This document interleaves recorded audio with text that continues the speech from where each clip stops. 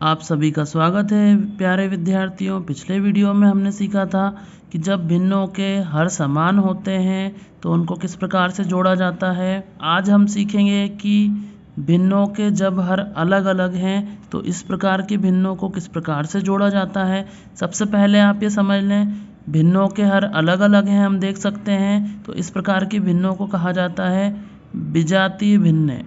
अब विजातीय भिन्नों को हम किस प्रकार से जोड़ेंगे, हमें हर जो है उन्हें समान बनाने की ज़रूरत होती है, यानी सजातीय भिन्न में बदलना पड़ेगा। इस भिन्न को हर हमें समान करना होगा, तो इसके लिए हम लेते हैं हर जो है उनका लासा यानी कि एलसीएम। तो एलसीएम किस प्रकार से लेंगे हम सीखेंगे यहाँ पे। तो यहाँ पे आप देख रहे हैं हर 4 और 6 हैं, 4 और 6 का लासा हम लेंगे। तो सबसे पहले आप यहाँ ध्यान रखें, यहाँ 4 है और 6 है, तो सबसे छोटा पहाड़ा हमें चुनना है जिससे इन संख्याओं में से किसी एक में या दोनों में पूरा पूरा भाग जा रहा हो। यहाँ पूरा पूरा भाग जाने से मतलब है कि उस पहाड़े में संख्या आए। तो सबसे छोटी संख्या 1 को छोड़कर, तो यहाँ हम 2 का पहाड़ा पढ़ेंगे। 2 के पहाड़े में 2 दूना 4, 2 बार में 4 आ रहा है। क्या 2 के पहाड़े में 6 आ रहा है? तो जी हाँ, 2 तिया 6, 3 बार में 6 आ रहा है, तो हम लिख देते हैं यहाँ पर। अब देखें फिर से यहाँ पे हम भाग दे सकते हैं 2 से।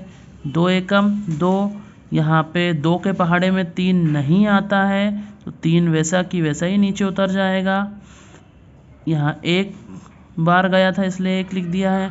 अब 3 किस पहाड़े में आता है? तो 3 के पहाड़े में आता है। कितनी बार में? 1 बार में। देखिए दोनों तरफ 1 1 आ गया है, मतलब यहाँ पे हमारा लासा यानी एलसीएम की प्रक्रिया हो गई है। हम इसके अभाज्य गुणनखंडों को यहाँ लिख लेंगे 2 गुणा 2 गुणा 3 के रूप में। अब हम करेंगे इनका गुणा, 2 दूना 4, 4 तिया 12, तो यहाँ पे आ गया है 12। तो आप ये 12 जो है यही है हमारा एलसीएम, तो हम यहाँ लिख देंगे 12 है। 4 और 6 का लासा यानी कि एलसीएम 12 है, यानी हर हमें बनाना होगा 12। यहाँ पे हमने पहली भिन्न लिख ली है, हर 4 है। यहाँ पर हमें 4 को बनाना है 12, जो कि हमारा एलसीएम यानी कि लासा आया है। तो 4 का पहाड़ा पढ़ेंगे हम। 4 एकम 4, 4 दूनी 8, 4 तिया 12, 3 बार में यहाँ पे आ रहा है 12, इसलिए 3 से हम अंश और हर में गुणा कर देंगे। अब यहाँ धन का चिन्ह लगाएंगे हम, और दूसरी वाली संख्या जो हमारी भिन्न है उसे उतार लेंगे। यहाँ पे भी आप देख सकते हैं हर 6 है, जबकि हमें यहाँ पे 12 लाना है हर, तो हम फिर गुणा कर देंगे। 6 का पहाड़ा पढ़ेंगे यहाँ पे हम। 6 एकम 6, 6 दूना 12, यानी 2 से गुणा करेंगे अंश और हर में।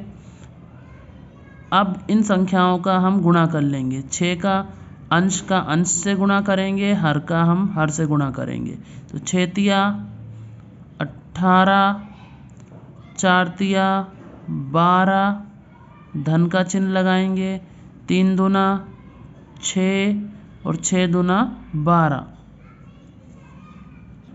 आप देख सकते हैं यहाँ पे हर जो हैं दोनों संख्याओं के, दोनों भिन्नों के समान हो गए हैं। हम जानते हैं 12 और 12 यानी समान संख्याओं का लासा वही संख्या हो रही है, तो यहाँ पूरे के नीचे हम 12 लिख देंगे और 18 और 6 को हम जोड़ देंगे। तो 18 और 6 को हम जोड़ेंगे तो योगफल आता है 24 और बटे में है 12, तो 24 बटे 12 है हमारा योगफल। यहाँ पे 24 बटे 12 योगफल है। आप चाहें तो इसको 12 से भाग दे के और आगे भी हल कर सकते हैं। एकम 12, 12 दूना 24, 2 बार काट देंगे, तो इस प्रकार से हम इसे न्यूनतम रूप में भी बदल के अपना उत्तर दे सकते हैं। सवाल नंबर 2 है हमारे सामने। यहाँ पे हम देख सकते हैं दोनों संख्याओं के हर अलग अलग हैं, यानी हमें हर का यहाँ पे एलसीएम यानी कि लासा लेना होगा, लघुत्तम समापवर्ती करना होगा। तो 5 और 6 का हम यहाँ पे लासा ले लेते हैं। तो आप ध्यान से देखें लासा को। सबसे पहले हम सबसे छोटी संख्या से शुरू करते हैं, यानी 2 से। 2 के पहाड़े में चूंकि 5 नहीं आता है तो वैसे की वैसे उतार देंगे। 2 के पहाड़े में 6 आता है 3 बार में, 2 तिया 6। अब 2 से बड़ी संख्या पे हम आते हैं यहाँ पर, तो वो है 3। क्या इनमें से 5 3 के पहाड़े में नहीं आता है, तो 5 वैसा की वैसे लिखाएगा। 3 के पहाड़े में एक बार में 3 आता है, तो यहाँ एक बार हम भाग दे देंगे। अब आप देख सकते हैं यहाँ पे 5 बचा है, तो 5 5 के पहाड़े में ही आता है और एक बार में, तो यहाँ 1 लिख देंगे। यहाँ 1 चल ही रहा है। अब हमारा जो है यहाँ पे अभाज्य गुणनखंड की प्रक्रिया पूरी हो गई है। अभाज्य गुणनखंड हमने लिख लिए हैं, अब हमें इनका गुणा करना है।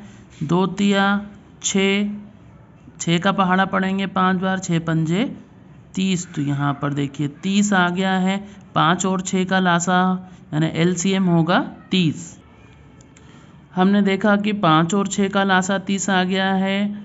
अब हम यहाँ पहली संख्या उतार लेते हैं अपनी 5/6। हमें 6 की जगह यहाँ पे 30 बनाना है, इसके लिए गुणा करेंगे। 6 का पहाड़ा पड़े 6 पंजे 30, 5 बार में 30 आ रहा है, इसलिए अंश और हर में 5 से गुणा कर देंगे। धन का चिन्ह लगाते हैं। दूसरी वाली भिन्न को उतारेंगे। 5 का पहाड़ा पड़ते हैं 5 छक्के 30, 6 बार में 30 आ रहा है, इसलिए 6 से अंश और हर में हम गुणा करेंगे। अंश और अंश का गुणा कर लेंगे। यहाँ पे 5 25, 6 पंजे 30, धन 7 छंग 42, 5 छक्के 30। देखिए आप हर समान हो गया है। अब 30 और समान संख्याओं का लासा वही संख्या होती है, इसलिए नीचे 30 लिख लेंगे। 25 में हम जोड़ देंगे 42।